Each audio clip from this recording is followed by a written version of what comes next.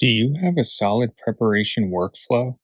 Because astrophotography is a hobby of many variables, and being prepared ahead of time will help wrap your arms around those variables, and as an added bonus, will help optimize your already limited time under the stars. Hey everyone, it's Tony with Hidden Light Photography, and I know you're super excited to get your telescope out under those stars. But before you do, take a quick look at these few best practices designed to help optimize your imaging time. And if you haven't done so yet, hit that subscribe button and stay up to date on the latest videos designed just for you to help making learning this hobby as easy as possible. So let's get started. One of the first things I do is figure out which target I want to image. And as you can see here, I keep a notebook which contains the target catalog number, which part of the sky that it's located in, the month that it's available at in the time frame that I want to image, and a basic description of what the target is.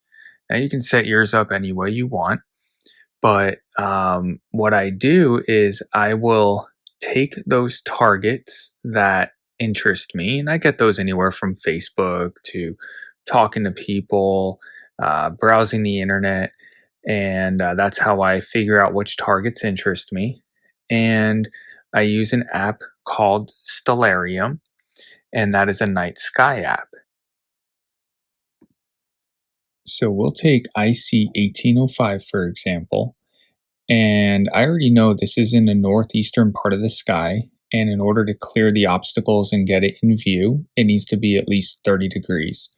So I'll back the date down until it gets close, and then I'll dial in the time. And as you can see here, 9 p.m.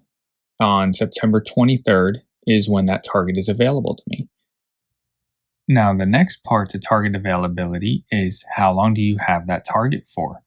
So if we take M42, for example, which is in the southeastern part of the sky, to clear my obstacles needs to be about 35 degrees. So right around 9 p.m. currently is when it's in view.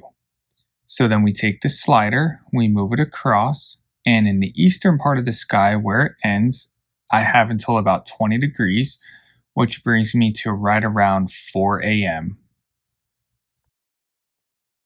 Another useful part about Stellarium is you can figure out exactly how much dark sky you have.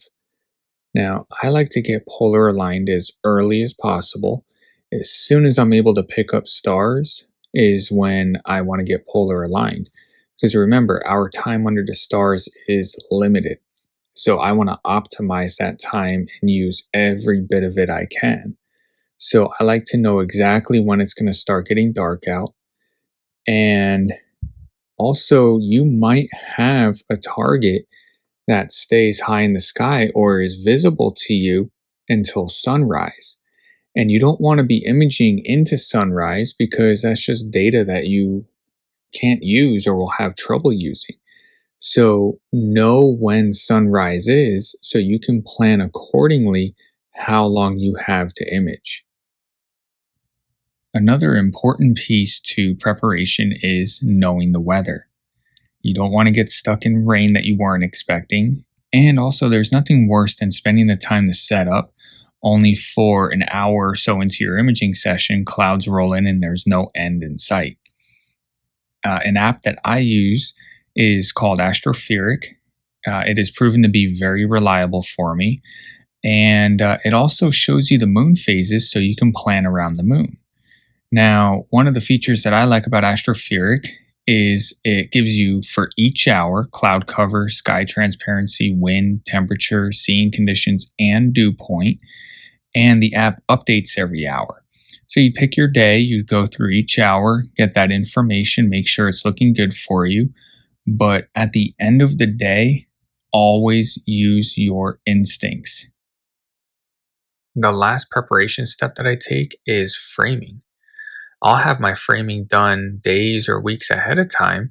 I'll hop on the Nina, throw in the target, figure out how I want to frame it. I'll save that sequence to the computer. And then this way, when I'm out there, all I have to do is load it up and off I go. So remember, every minute counts. So these preparation steps are designed to get those things out of the way early so that then you're not trying to figure it out after you set up and using up your valuable time under the stars.